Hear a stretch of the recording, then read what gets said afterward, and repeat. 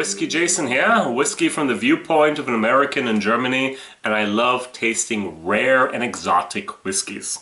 So today I have something once again from the Eifel, a region in Germany, Western Germany, between Koblenz, or if you know Cologne, Belgium and Luxembourg.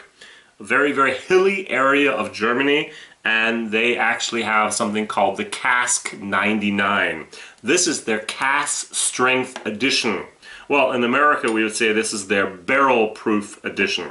So this is a single cask, barrel proof. In this case it is 55.9%, and this costs €34.50 for a small 350 milliliter bottle. So we're talking about 70 euros for a real size bottle, 80 bucks.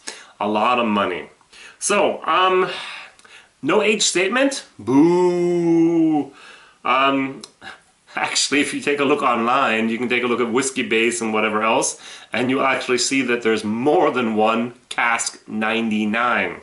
So each and every year they pick one cask and they actually fill it up at cask strength barrel proof. And so this is 55.9 for 2017. 2016 it was 57.8%, and 2015 it was something maybe else.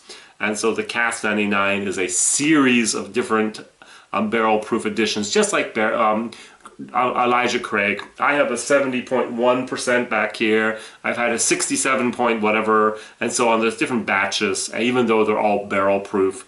They just use the word Cask 99 because the very, very first cask they actually used, if I'm correctly informed, was the 99th cask. So my nose. This is an interesting one.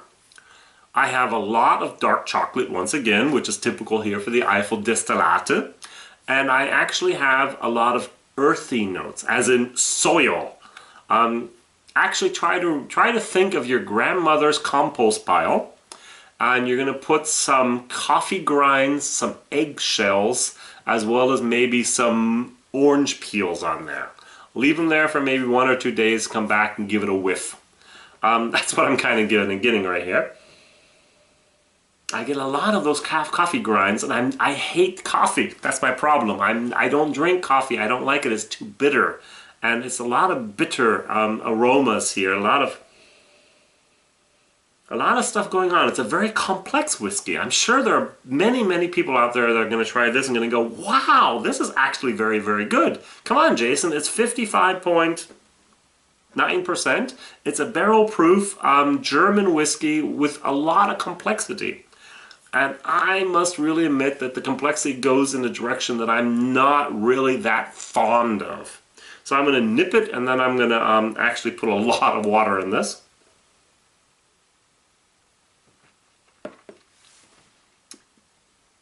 Wow. Oh, that's hot. I don't know how some people do that, the barrel proof.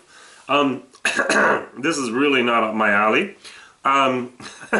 What I am going to do is I'm going to bring it down to what I like.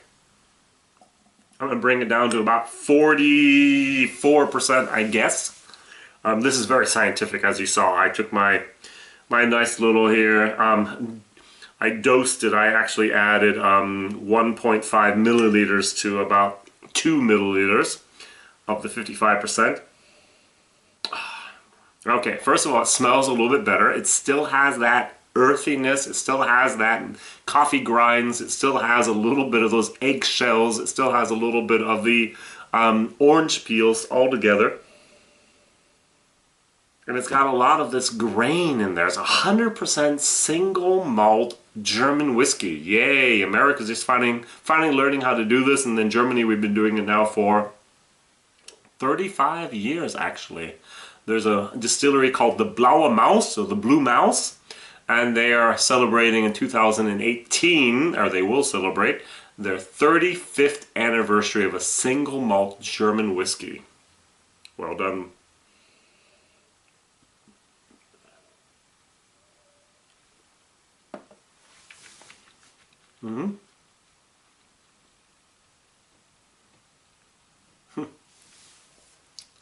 First of all, it's amazing how much difference it can be between a 55% ABV and a 42% ABV.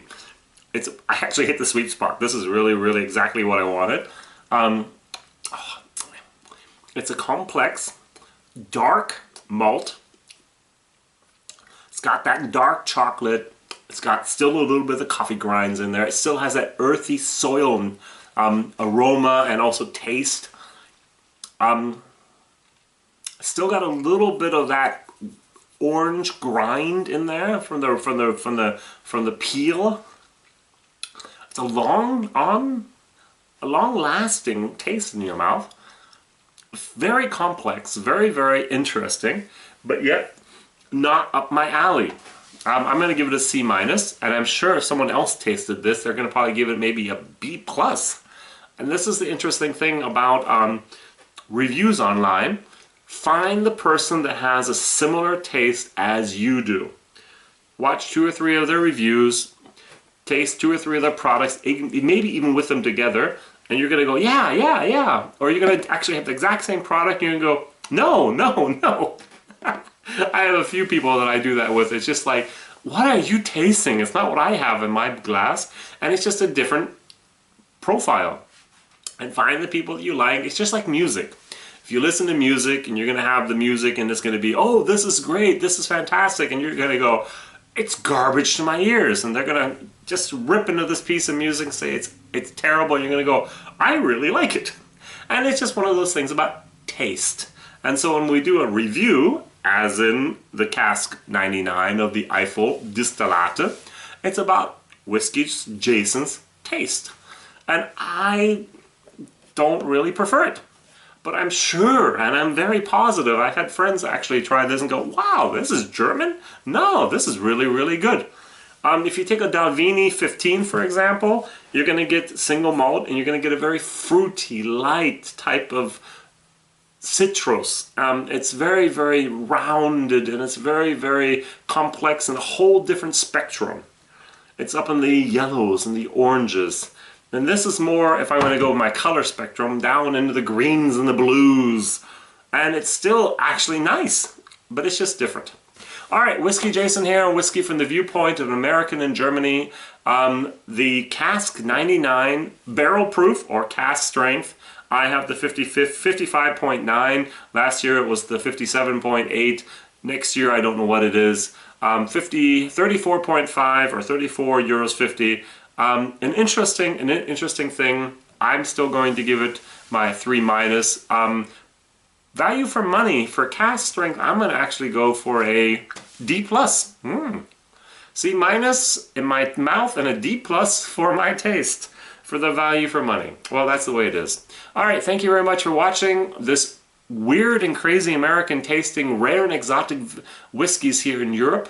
WhiskyJason here, whiskey from the viewpoint of an American in Germany. I post my videos on Mondays, Wednesdays, and Fridays. Please like, please subscribe, and please tell others about what I'm doing. All right, bye-bye.